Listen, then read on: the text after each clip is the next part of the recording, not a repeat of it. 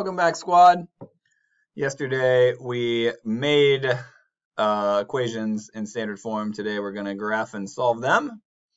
So we're going to use a lot of the same problems as yesterday. So make this the title on the next page in your math notebook and be ready to look back at yesterday's.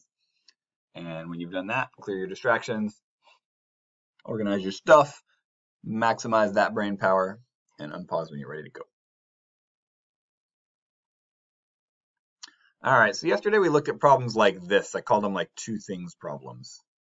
And when just two things are given to you, like drinks and popcorn, that's different than getting an initial value and a slope. And we couldn't write those in slope-intercept form because we didn't get a slope or a y-intercept. So we ended up putting the equations in standard form. So yesterday we just wrote this system of equations and didn't solve it. So today we're going to use a graph to solve these today. And a couple things I want to remind you of. So there's two ways we learned back a month or so ago to make a graph from standard form. One method was to change it into slope-intercept form because slope-intercept form is easy to graph. So what we decided for that, remember slope-intercept form, y is going to be on its own side. So we'd want to move that over there. The way we move that over there, we've got to be careful when we do. If I want to take 2x off of this side, I also take 2x off of this side. Now I'm left with 4y equals 20 minus 2x. And now the x is over there. That's good. Other thing to do, I just want y equals. I don't want 4y equals. So the inverse operation of multiplying by 4 was dividing by 4, dividing by 4, dividing by 4. And we would get y equals 5 minus 2 divided by 4 is a half, or 2/4 x. So now I'm in slope-intercept form, and I could graph that. So one way to make a graph from standard form was to change it into slope-intercept form. There was another way, a very sneaky, tricky way, and that was this. I said, okay, there's actually two really easy points to find with very little work to be done. And that's the x and the y-intercepts. There was a really easy way to do that.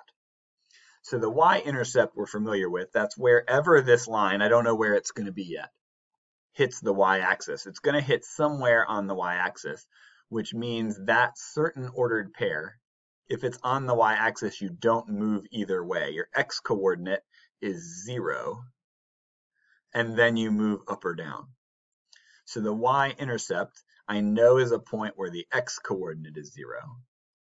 And then the x-coordinate's the opposite. You move on your x-coordinate, front or back, and then you don't move up or down.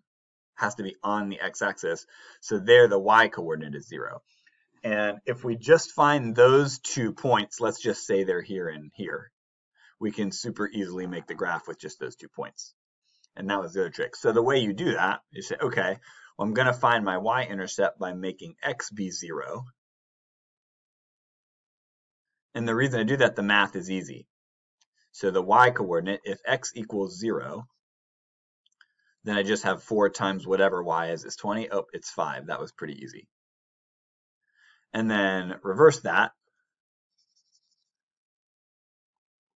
Let me rewrite that. If I want to find the X-intercept, that's where y is 0. So if I make y be 0, that's gone.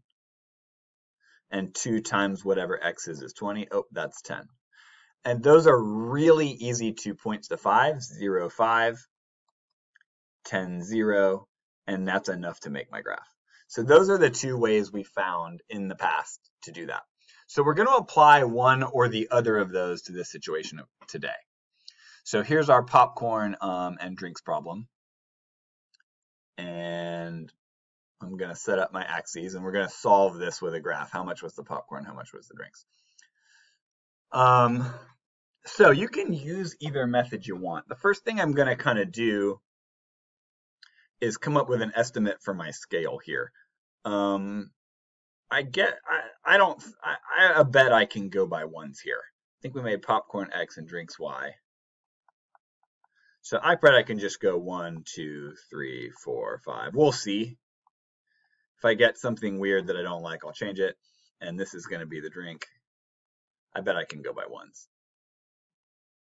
I bet they didn't buy 10. Or I bet they weren't $10. I mean, if it was only $20 total and $14 total, each one probably didn't cost 10. So let's just go like that.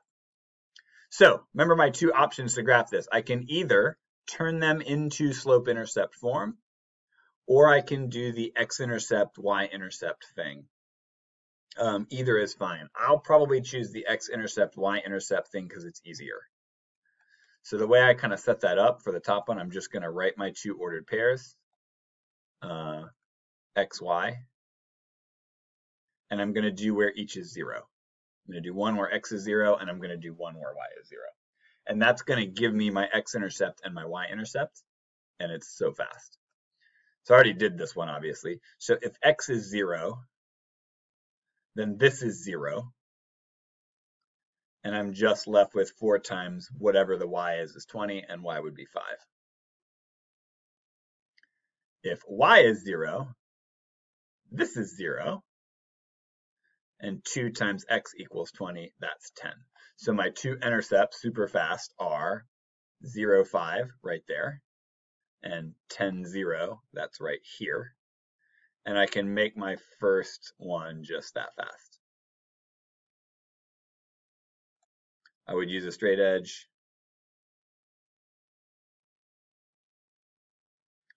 And make that line. Second one, I'm going to use the same strategy. I can do slope-intercept form. This one's actually pretty easy to put in slope-intercept form. But this zeros thing is just too good to pass down. Turn down. So I'm going to find 2 magic points, one where X is 0, one where Y is 0. That's going to make for easy math. And I'll be set. So if X equals 0,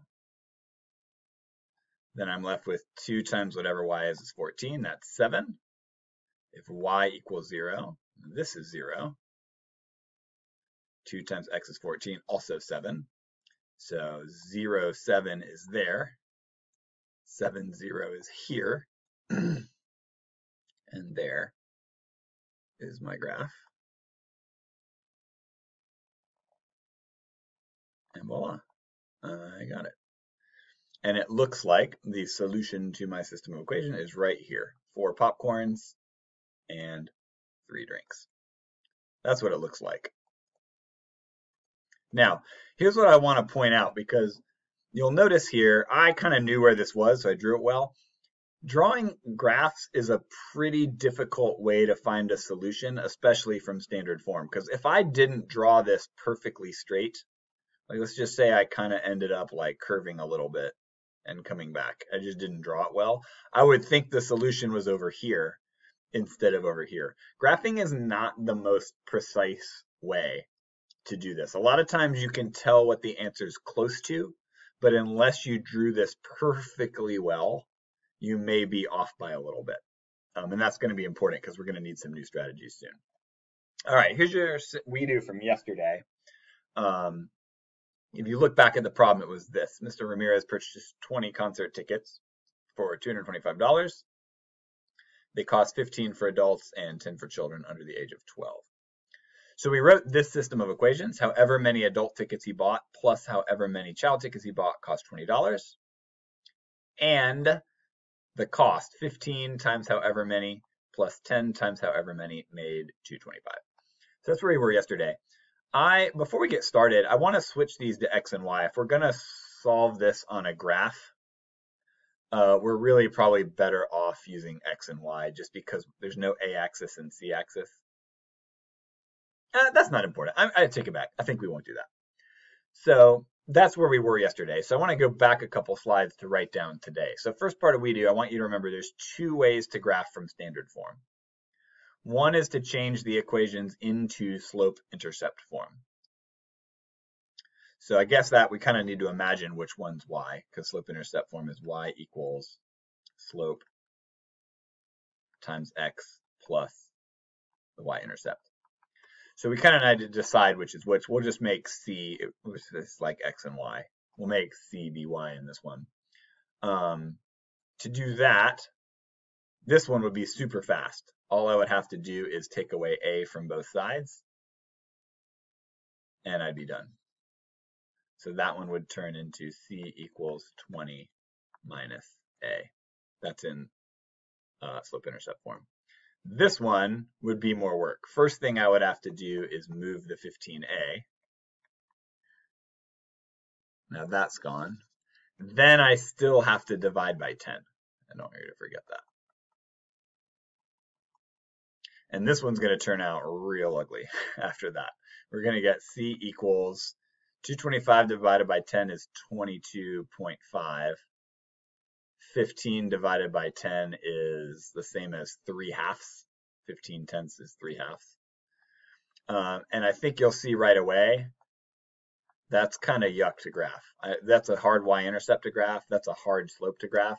This is probably not going to be the method I choose because I don't want to deal with that. Second way to graph, which I'm going to do on the next page, but write this down first, is just find the x and the y-intercepts because the math is really easy. So I'm going to do that one here. So remember what I'm doing there. I'm kind of choosing, I've got A and C in both of these. And I'm choosing one where we buy no adult tickets and one where we buy no children tickets. The reason I do that is the math is super easy. So this one is even easier because if I make A 0, C has to be 20. If I make C 0, A has to be 20. So my first line I'm going to put there. Second one's going to get sloppier. It's going to take a little bit of work. Well, let's see. Sometimes I'm wrong about that. So let's, I'm going to do A is 0 and I'm going to do C is 0. So if A is 0,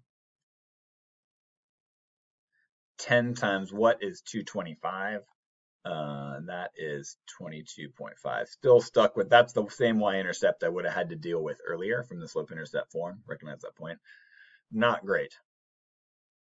Let's see, if C is 0, then A is 225 divided by 15. I can't do that in my head.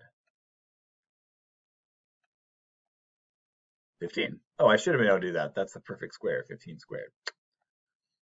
15, 0. Okay, so you can see where my points are. I need to kind of pick a scale for my axes now. I need to go up to at least 25, let's say, and over as far as 20. Maybe I'll go by 5s. 5. No, maybe I'll go by 3s. 3, 6, 9, 12, 15, 18, 21, 24. That should be far enough. And 3, 6, 9, 12, 24. All right, y'all, listen carefully because this is where this strategy falls apart. When I go to graph these, which I'll do quickly here, the first one's going to have a point at 20, which is real hard to place. It's between 18 and 21, but closer to 20. And the other one's here between 18 and 20, closer to 20. And I have to draw it just right, and I won't. Pretty good, but I'm sure I didn't do that perfectly. And then when I go try to do this other one, 0, 22.5, that's somewhere around the middle of 21 and 24, and 15. And I draw this, and I'm sure I won't do it perfectly. Here's what you'll notice. It's still kind of tough to tell where the solution is. It looks to me like it's somewhere around 5 adults and probably 16 kids. But what I want you to pay attention to is that this is not precise. When you draw the graph, there reaches a point which you can't exactly tell, and all you can do is say it's about. And that's going to lead us to some new strategies that we start tomorrow. Thank you for your good attention to this. I hope this made a lot of sense. We covered a lot. I went back and reminded you of a lot of old stuff. So you may well need to rewatch this, changing to slope intercept, using that trick. There was a lot to this. So please make sure you feel super confident when you get class tomorrow. Do what you got to do, and I'll see you then.